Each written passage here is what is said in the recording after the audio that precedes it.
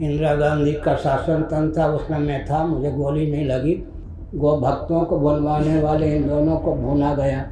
विदेशियों को जीवित गाय बैल का मांस मिल सके इसलिए सीधे सप्लाई करो।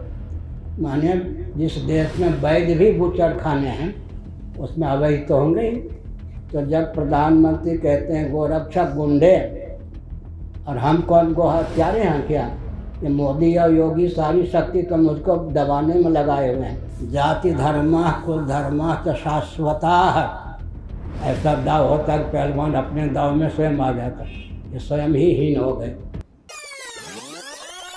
महाराज जी एक बड़े सिद्ध संत हुए देवराहा बाबा जी, उनसे एक पत्रकार ने प्रश्न किया कि क्या राम मंदिर बनेगा, तो उन्होंने बड़े आश्वस्त होकर कहा कि बच्चा राम मंदिर तो बन जाएगा। इसी तरह महाराज जी देश में दो और विषय हैं, एक काशी की ज्ञानवापी मस्जिद, दूसरा मथुरा की ईदगाह।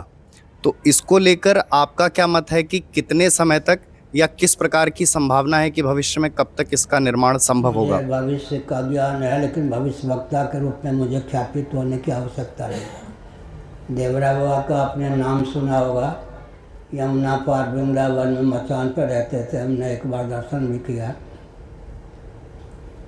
एक ही बार किया।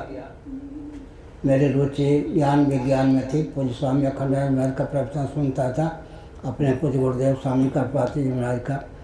मैं जब वृंदावन में था तो कई सिद्ध थे। एक पागल बाबा पागल बाबा नाम था, बंगाल परंपरा के। एक आनंदमयी माँ, एक देवराहा बाबा और एक नीम करोली बाबा। चार सिद्ध थे जब मैं वृंदावन रहता। चारों सिद्ध का एक एक बार दर्शन किया।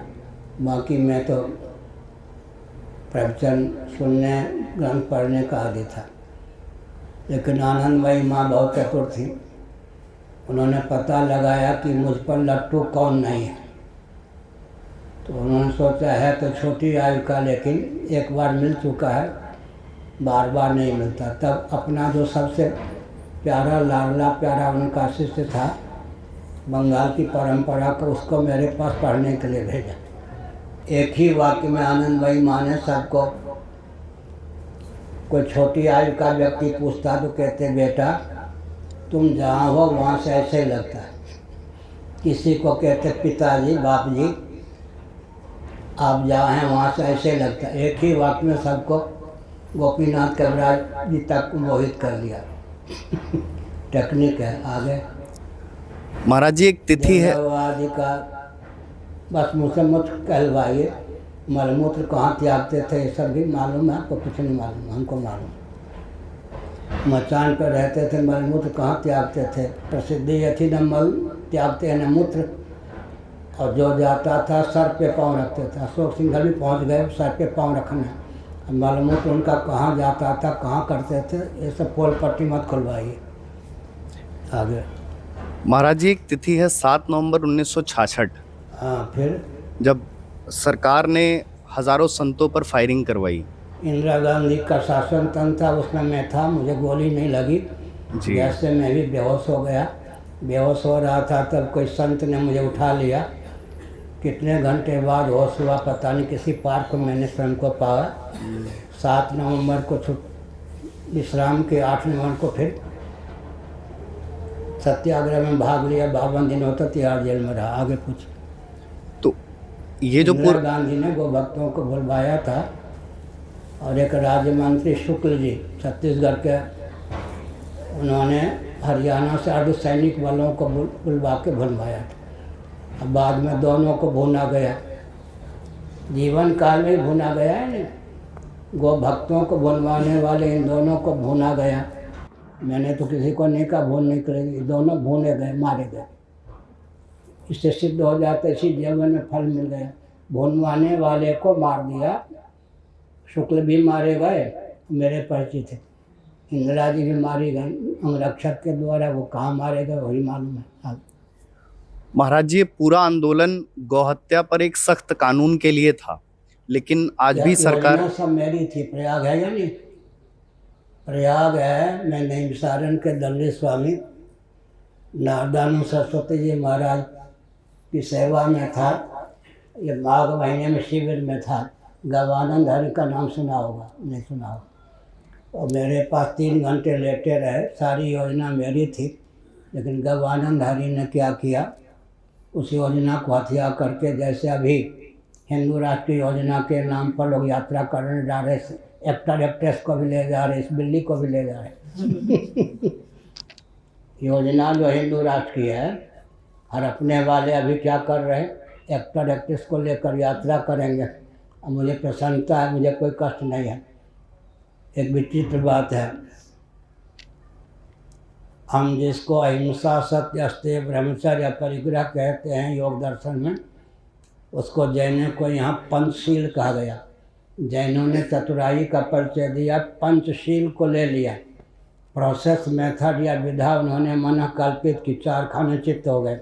अहिंसा के नाम पर उनके यहाँ हिंसा पल गई, सत्य के नाम पर झूठ पल गया, अस्तेय के नाम पे चोरी पड़ गया, ब्रह्मचर्य के नाम पर असंयम पड़ गया, अपरिग्रह के नाम पर लुटेरे बन गए। तो जो हम लोगों के शास्त्र सम्मत जो विधा है, योजना कोई ले लेगा और विधा अपनी अपनाएगा, 4 खाने चित्त हो जाएगा।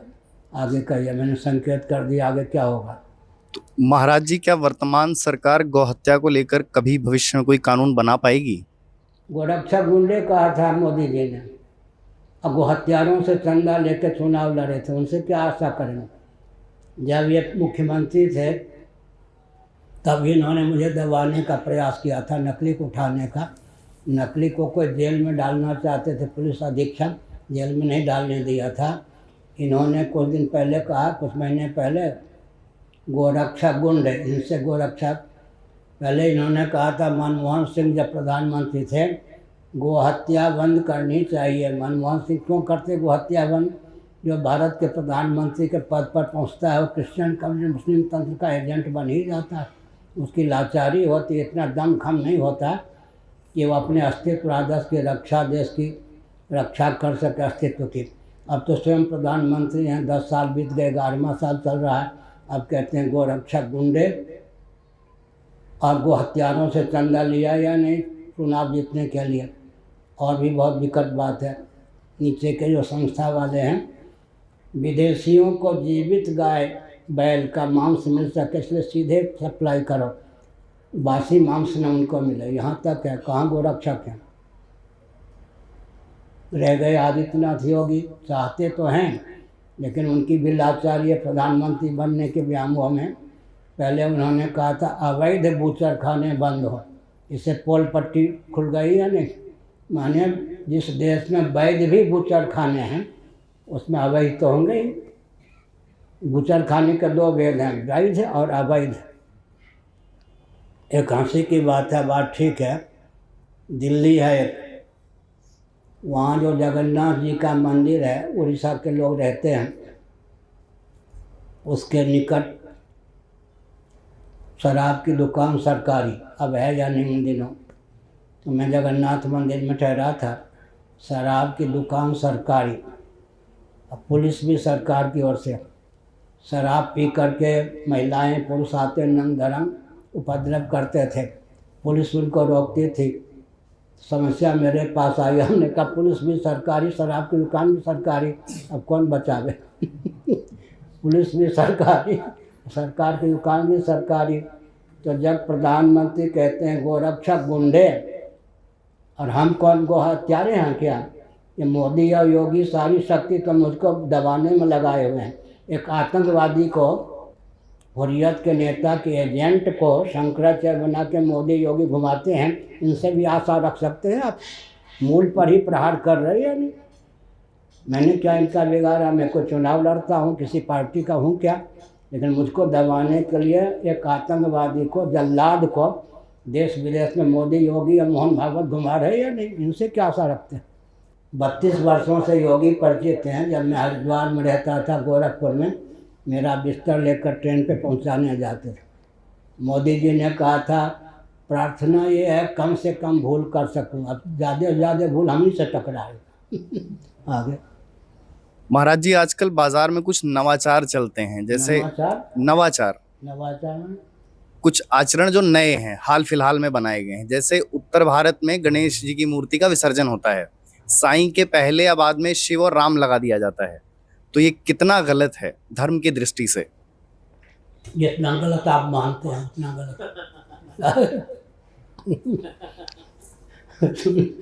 जितना गलत आप मानते हैं वैसे उतना गलत है। आगे पूछ लो महाराज जी, फांस नहीं सकते। एक अंतिम प्रश्न है। अंतिम पूछो। अ, सुनो, मैं तो 17 साल की आयु से बाबा के बेस में हूँ, पत्रकार भी रहा हूँ, बाबा होने पर अवैतनिक, और मेरे लिखे हुए में एक अक्षर भी नहीं काटा जाता था। आगे पूछ। एक वर्तमान में बड़े नवयुवक टाइप के कथावाचक हैं। नवयुवक टाइप के हैं नहीं, नवयुवक।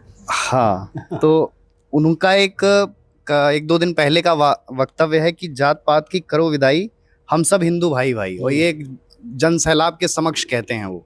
धीरेन्द्र कृष्ण शास्त्री नाम है। अच्छा, फिर क्या हुआ? तो मतलब जैसे वो जाति व्यवस्था को समाप्त करने की या फिर उसके पूरे प्रकल्प को ही शून्य मान रहे हैं, तो इस पर आपका क्या मत है? मत तो मैं दे चुका, फिर आप लेना चाहे आप भी ले लो, हमें क्या चिंता है।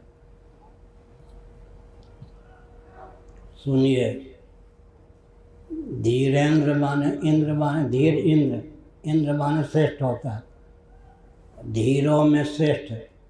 अब वो राजनाथ सिंह मोदी जी के गोद में बैठ गए, यही पोल पट्टी है।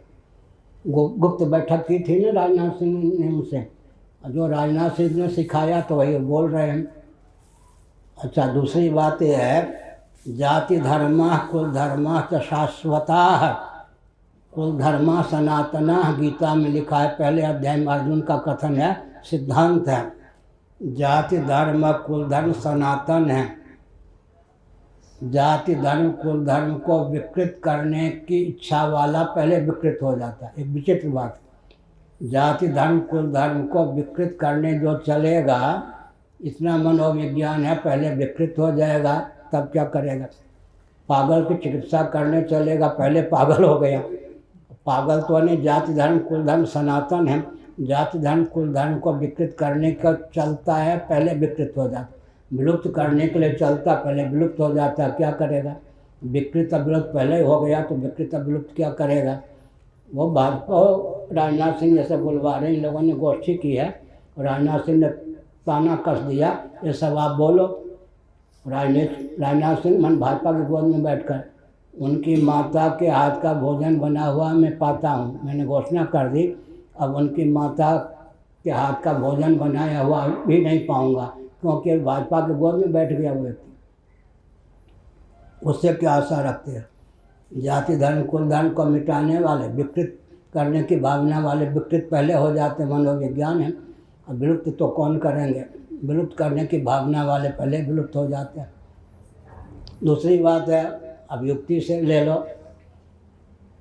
America, Britain, Germany, Japan, France, कहीं भी मैं प्रश्न करता हूँ, उत्तर हो तो बता देना।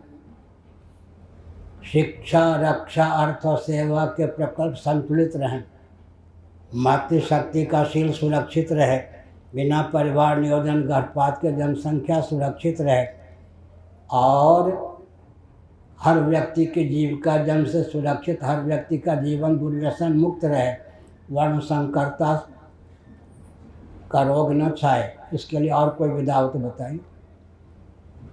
इसलिए वो भाजपा की गोद में बैठ गए। मेरे परिचित हैं, उनकी माता भोजन बना के बड़े प्रेम से देती थी, लेकिन वो तो भाजपा की गोद में, राजनाथ सिंह की गोद में बैठ गए। इनकी गुप्त बैठक हुई थी जिसमें कहा गया था आप बोलो, और राजनाथ सिंह तो चतुर हैं, वो तो बच गए, अब ये मेरे चपेट में आ गए।